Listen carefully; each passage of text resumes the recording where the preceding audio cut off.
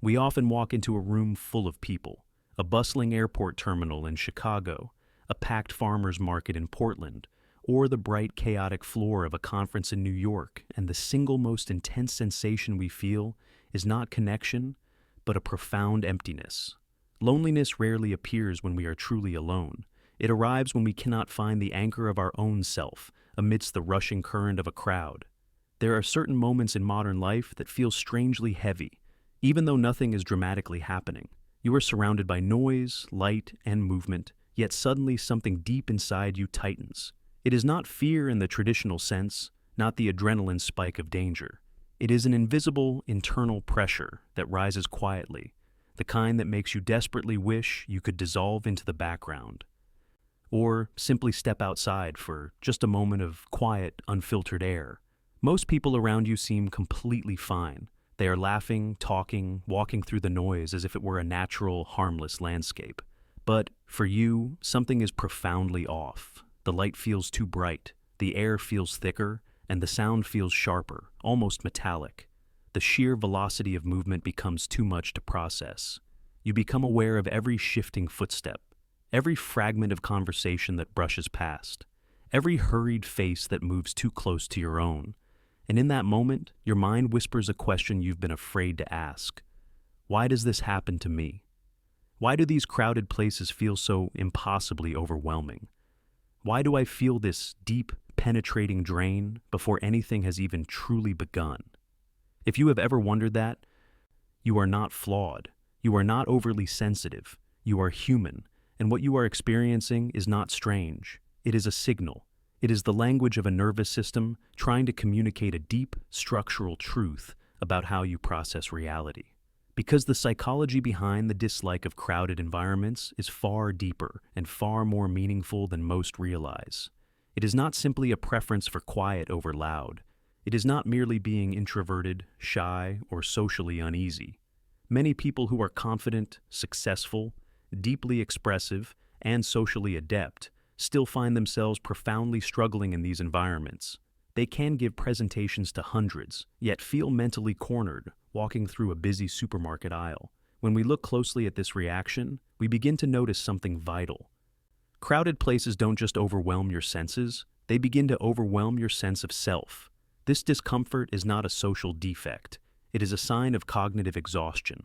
It is the profound, invisible fatigue that is born before anything has even started. The price paid by a mind that is compelled to process reality at an impossibly high resolution. Think of it this way. Your mind, your singular processor of the world, is being asked to run an internal marathon even though your body is barely moving. You feel drained because the volume of inputs, visual, auditory, and most importantly, emotional, exceeds your system's capacity to categorize and dismiss. The fatigue you feel is the cumulative cost of that unmanaged data. You are not reacting to danger. You are reacting to an unsustainable energy deficit. This profound drainage is what we must truly analyze, because it is the thread that leads us to a crucial form of self-protection. It is the prelude to an emotional shutdown. What you are experiencing is the early stages of a quiet emergency, where the system has been pushed to the edge and the only way out is an internal retreat. And that retreat often comes disguised as emotional blankness or a strange, unsettling hollowness. It begins and it ends with the realization that the air in a crowd is thick with signals you were never meant to absorb all at once. Let me take you into the architecture of your internal landscape. For a truly reflective mind, the internal world is not just a background to reality. It is the primary environment. This internal space requires boundaries, clarity, and, above all, room to breathe. Imagine your mind as an old, carefully built house in a quiet suburban neighborhood. It is a place of order, high ceilings for your thoughts, and quiet corners for introspection. When you are alone, you can move freely from room to room. You can categorize your memories, engage in deep, sequential thinking, and listen for the quiet, vital inner voice that tells you who you are and where you need to go. This house is your internal territory, secured by your psychological boundaries. Now, imagine this quiet house is suddenly placed not in a neighborhood, but directly in the center of a massive, ongoing street festival or a packed, continuous parade. The discomfort in a crowd is not merely sensory overload, It is the psychological experience of witnessing the collapse of your internal boundaries. It is the sensation that others are not just outside the walls of your house, but are constantly stepping through the walls, blurring the line between you and the world. You are mentally cornered. Every noise is amplified, not by the speakers, but by the fact that the sound now feels like it is echoing inside your private thinking space. Every passing body feels like a compression of your emotional air supply. The house remains, but its structure has been compromised. The internal chaos is created because you lose the ability to differentiate your own thoughts from the millions of inputs rushing past. Your mind loses its essential anchor, its point of rest. In a crowded environment, your personal space, which is fundamentally emotional and cognitive, not just physical, is violently shrunk. The crowd presses against the invisible boundary that your mind relies on to feel stable and grounded. And when that crucial boundary collapses, even the calmest, most organized person can feel mentally besieged, like their internal architecture is bending and creaking under an unbearable external weight. The core reason you dislike these places is not the people, it is the loss of self-proprioception. Proprioception is the body's unconscious sense of where it is in space. In a crowd, your sense of self loses its proprioception.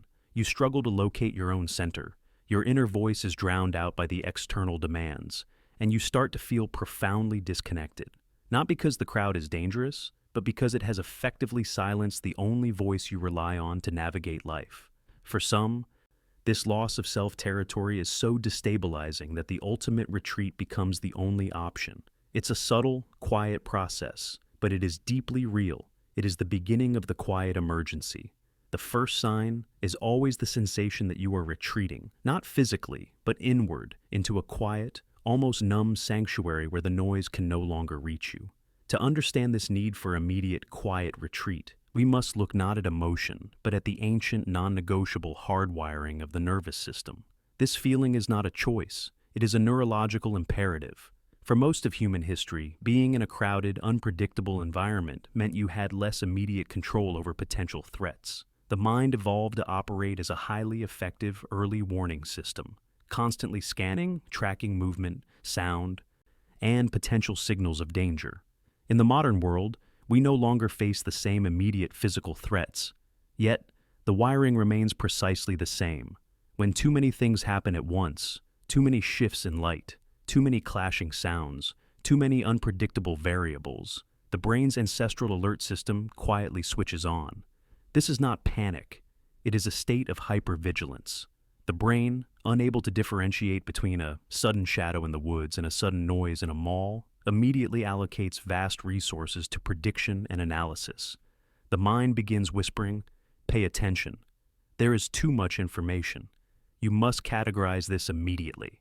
For the high-resolution mind, this process is exponentially exhausting. Your system is registering stimulation in greater detail than the average person.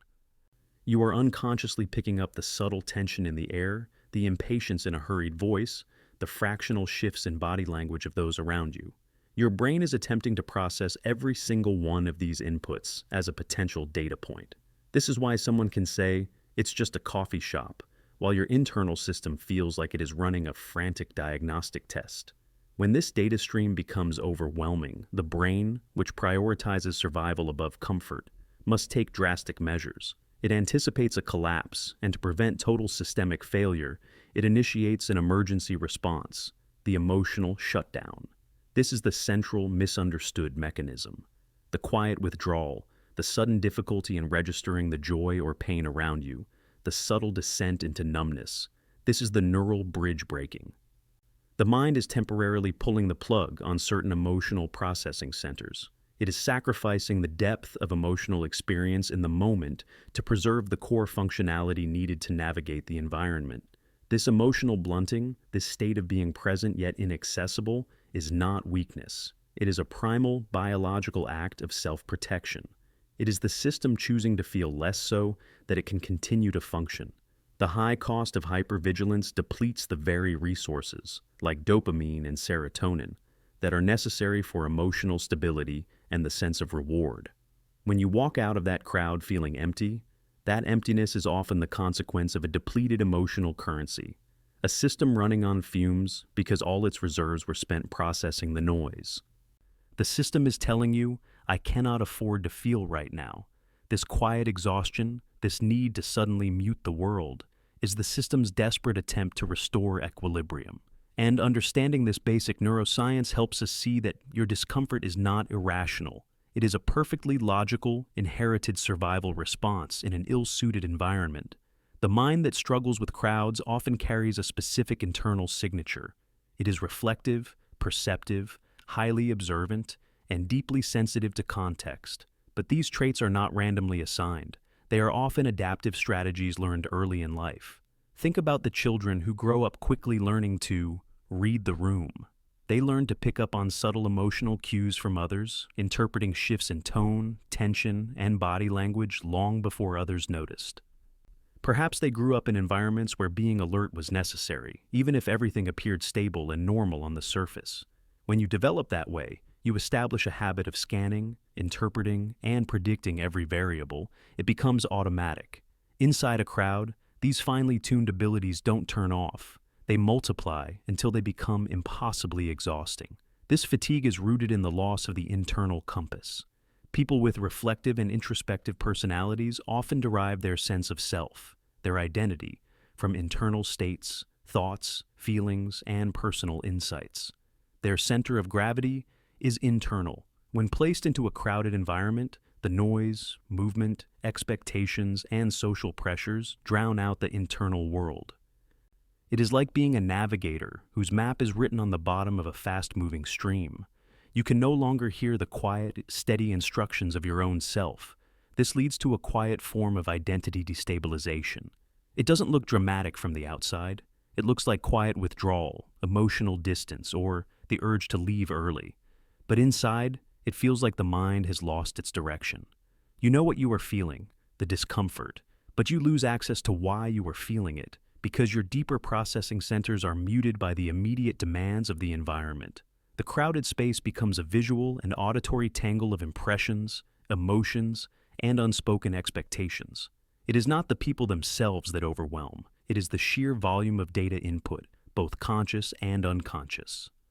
Your mind was not built to absorb that many fragmented signals simultaneously and maintain internal coherence. We also find a deep psychological connection in the concept of authenticity. For the high-resolution mind, genuine presence is paramount. A crowded environment feels like the antithesis of authenticity. It is full of rushed interactions, surface-level exchanges, and people moving through urgency and distraction. When you crave grounded, emotionally resonant interactions, the environment that forces everyone to move too quickly to be real feels inherently wrong. It feels emotionally hollow. You are surrounded by movement, yet you are starved of meaning. This internal tension between the need for depth and the demand for speed is a profound source of psychological pain. Your withdrawal isn't a social rejection. It is a defense of your personal philosophy, a refusal to engage in the kind of shallow, fragmented presence that the crowded environment necessitates. You are protecting the quiet, meticulous way you have chosen to experience the world. The true cost of navigating crowded places can be framed in terms of emotional currency. Your attention, your presence, and your capacity for feeling are finite resources, a currency you should be investing intentionally. For a reflective mind, this currency is not distributed casually. It is spent carefully, like a precious, non-renewable resource. But in crowded spaces, that currency gets scattered. Your mind is forced to give small, fragmented pieces of attention to everything at once. The sudden sound, the looming presence, the unspoken tension, the bright flicker of a screen, the complex odor. This fragmentation is the opposite of genuine presence. It is a dilution of self. And here lies the profound irony. The emotional fatigue you feel afterward is often the result of this dilution, leading directly to a state mirroring anhedonia. Anhedonia, at its core, is the loss of the capacity to feel pleasure or find meaning in activities. The version triggered by crowds is not chronic. It is immediate and situational. It is a temporary, environmentally-induced emotional starvation. When you exit a loud, crowded market, you often feel an unsettling emptiness, a hollowness. It's as if the world has gone dim, and even things you normally enjoy feel flat or uninteresting. This is the shadow of Anhedonia falling over your internal world. Your system has been so aggressively over-extracted in the chaotic environment that it has nothing left to register authentic feeling or reward. Think of the brain's reward centers. They rely on neurotransmitters, like dopamine, to signal meaning and value. When your mind is in hyper-vigilance mode, its energy resources are routed almost entirely to the prefrontal cortex for high-level threat assessment and data processing. The resources available for the limbic system, the center of emotion and reward, are drastically reduced. You feel hollow, not because the event was boring, but because your brain literally didn't have the chemical and cognitive resources left to mark any subsequent moment as meaningful or rewarding. The experience you crave, the sense of mattering, of being genuinely present, has been consumed by the environment's demands. This empty feeling, therefore, isn't a social failure. It is a neurological artifact of unsustainable emotional spending. The crowd has taken your currency, leaving you emotionally bankrupt. The high-resolution mind is sensitive enough to realize this cost instinctively. Your discomfort is your body trying to tell you, stop spending. This environment is demanding an investment you cannot afford to make right now. The deep sigh of relief you take upon leaving the crowd is the first moment your system attempts to return to a state of emotional solvency. This phenomenon extends beyond mere personal discomfort. It speaks to a quiet, profound conflict with the core values of modern collective life. Crowded environments often symbolize the prevailing societal expectation: fast, loud, collective, and constantly in motion. Your discomfort is, in many ways, an instinctive, authentic refusal to align with that pace. We must consider the paradox of loneliness in proximity. Humans are fundamentally wired for connection, understanding, and emotional familiarity. But a crowd rarely offers that. It offers proximity without intimacy, noise without meaning, and presence without resonance. If you have ever stood in a vast packed stadium or a bustling subway platform and suddenly felt more profoundly alone than you feel in an empty room, you have touched one of the most overlooked psychological truths. Loneliness has very little to do with physical isolation. It has everything to do with emotional alignment. You can be alone and feel deeply peaceful, centered in your own thoughts. Yet, you can be surrounded by hundreds of people, all wrapped in their own urgency, distraction, and momentary dramas, and feel utterly unseen, utterly dislocated. This feeling of being surrounded yet fundamentally isolated is the psychological consequence of hollowness. The environment itself is too rushed, too fragmented to allow for any meaningful emotional echo. For a mind that values depth, this collective surface-level existence feels inherently wrong. The crowd demands that you exist as a fragment, a moving body, an obstacle, a fleeting face, not as a whole, complex person. Your rejection of this environment is a defense of your personal philosophy, a profound internal pursuit of authenticity. You are not avoiding life, you are avoiding the absence of meaning in life. The crowd acts as a kind of emotional camouflage, forcing everyone into a hurried, generalized state of being. And if you are someone who seeks to live deliberately, to feel things genuinely, and to connect with others without pretense, the crowded, loud environment feels like the opposite of every value you hold. It is a silent battle against being reduced.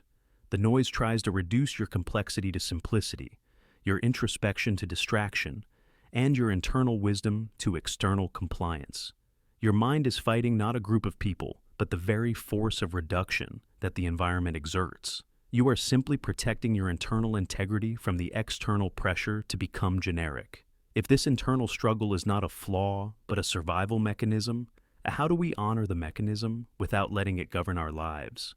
The path forward is not found in trying to fix your aversion to crowds, but in learning how to manage the cost and protect your internal resources. Restoration is not adaptation. We are not aiming to make you someone who thrives in chaos, but someone who preserves their mental clarity so they can engage with life on their own terms. The first step toward restoration is acknowledging the cost-benefit analysis.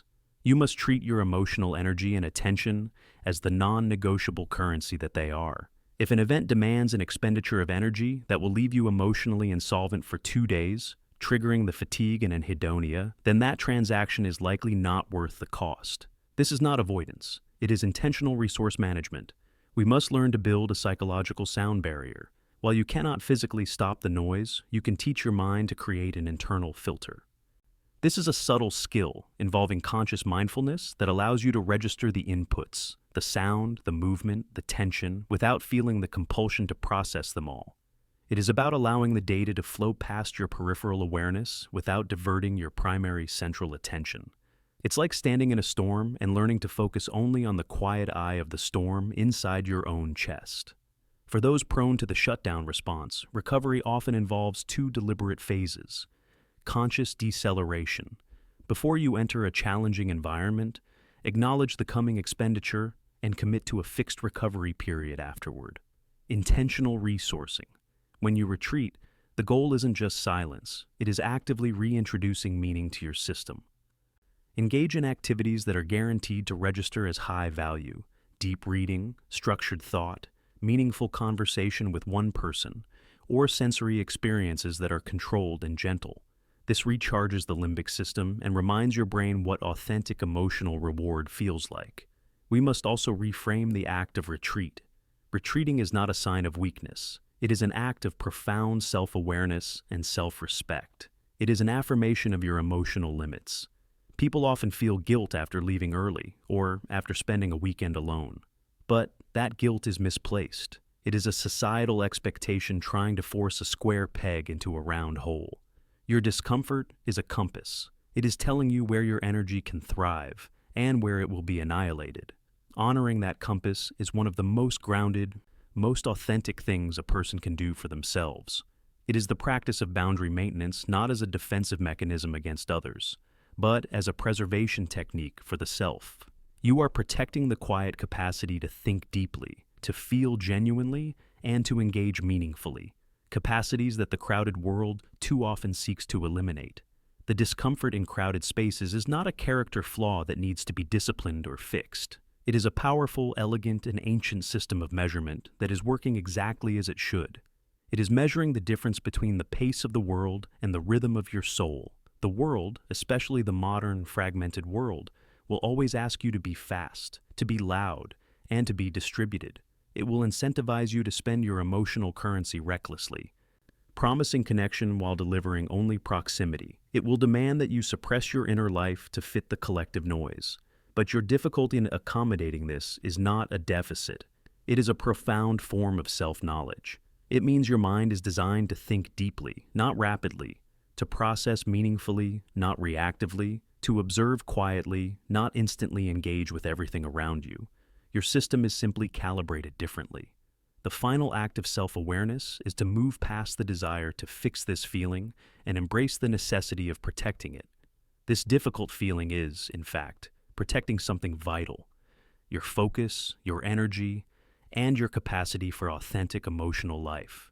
You are safeguarding the quiet, fertile ground where your best insights and deepest feelings reside.